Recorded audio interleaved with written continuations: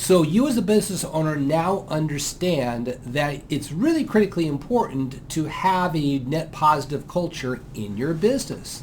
But I'm sure the question you may have right now is, well, how do I actually set a culture in a business? Great question. Let's cover that today. Kevin Ware, your Action Business Coach. And on a previous video, we talked about why it is important to have a defined culture in your business. And today I want to talk about how do we actually now make that happen. I'm going to cover 6 steps in order for you to make sure that you have the kind of culture that's drilled into the DNA of your business and has a positive result on your business. So let's go ahead and get started. So step number 1 is you need to identify 10 to 15 key words that resonate with you, the business owner. Now, if you choose to bring employees into this process, that's great. And I hope that you would have them help you define what those words are. At the end of the day, the business is still a reflection of you, so you probably need to be the final decision maker on what words you use. So for example, what would be culture words? They might be words like integrity, communication, creativity, precision, or whatever those key words that you feel are critically important for the culture of your business. Now always remember, your type of culture will have, type of business will have different culture focuses than others. So for example, Disney's culture is all about performance and creativity. And so it's going to have they have a lot of culture phrases and words that are all about that creativity, performance, all that. Whereas if you're in an engineering firm like say Lockheed Martin that's building fighter jets, guess what? You're going to have more of those engineering terms, precision, quality, or whatever that looks like. So identify 10 to 15 keywords that resonate with you, the business owner. Now, if you want a whole list of those words, then go ahead and type below in the comments section, just say culture words, and we will email you a whole document on how to set your culture. But the key part of that is all the culture words that you can choose from. So step number 2 is now boil that down to maybe 5 to 7 words that are most important to you. Now, does that mean that you can have more than 7? Yeah, of course. Does it mean you can have less than 5? Sure. So there's no one right or perfect answer, but typically 5, 6, 7 is a sweet spot for most businesses. I know Action Coach is 14. Yeah, we're an outlier. That's okay. Some businesses only have 2. That's good for them. But come up again, 5 to 7 is a good sweet spot. So boil that down. Now, number 3, and this is probably one of the will take the longest, at least in this initial process, is you need to define each word or phrase and what does it mean for you. So for example, if you choose the word integrity, a lot of people may carry a different interpretation of what the word integrity means. The question is, what does it mean for you? Write it out.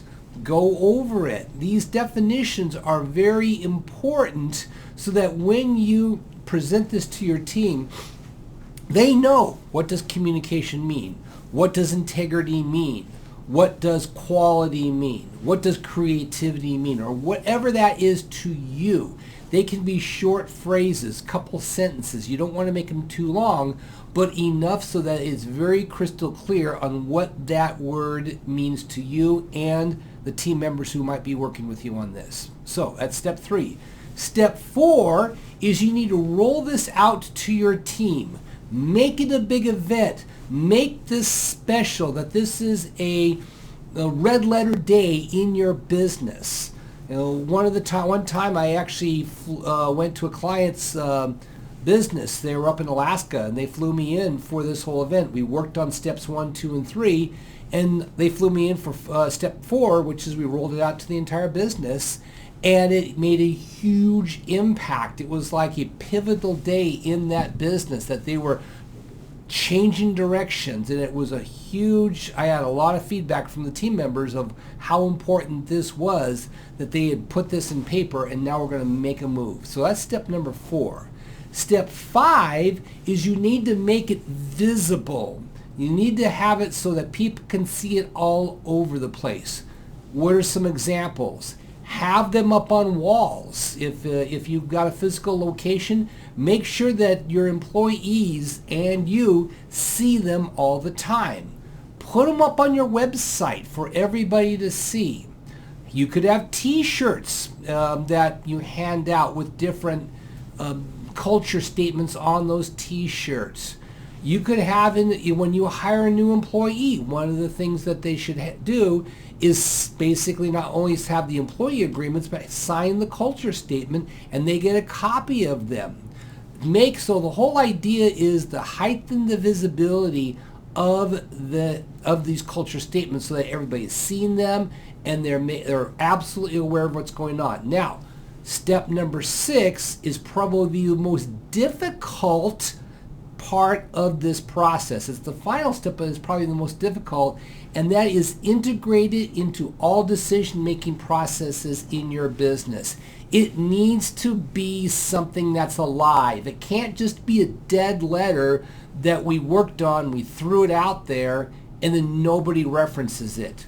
The key process here is that when you are making decisions in your business, especially any kind of key decisions, does it fit within the culture that we want to do? So for example, if you're going to say, hey, we want to go this direction in our business, we have to then be self-reflective and go, okay, what is our culture? Does it fit our culture or does it not fit our culture? Here's another use in decision making is employees. When you interview a potential employee, does that employee look like from the interview process that they would be able to resonate with all of your culture statements, or is that person just a little bit off and maybe they don't quite fit the culture for what you want? Technology, what sort of technology do you want to use in your business? Does it have a cultural impact on your business, and does it fit within the culture that you've put together? So much of what you're going to be doing in the future needs to be fitting around what that culture looks like. Now, can you change culture elements and maybe eliminate one, bring in another one? Absolutely you can. Can you change the wording? Yes, you can. This is not necessarily a fixed, rock-solid process, but it in many respects it should be. There should be an absolute, this is our culture, this is how we define it, this is what it's going forward, but can it make some adjustments, some wording, some this or that? Yeah, you can certainly do that. So, again, let's go over and cover those 6 steps. Number 1, identify 10 to 15 key words. Number 2, boil it down to 5 to 7 words. Number 3, define each word or phrase. What does it mean for you? Number 4, roll it out to your team. Make it a big event. Number 5, make it visible. And number 6, integrate it into all decision-making processes in your business. If you can do all 6 of those, you can have an amazing culture.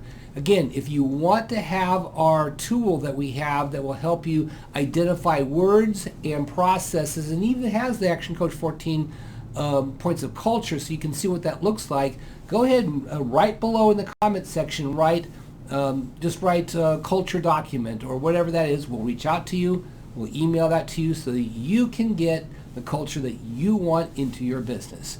Go out there and make it a great day.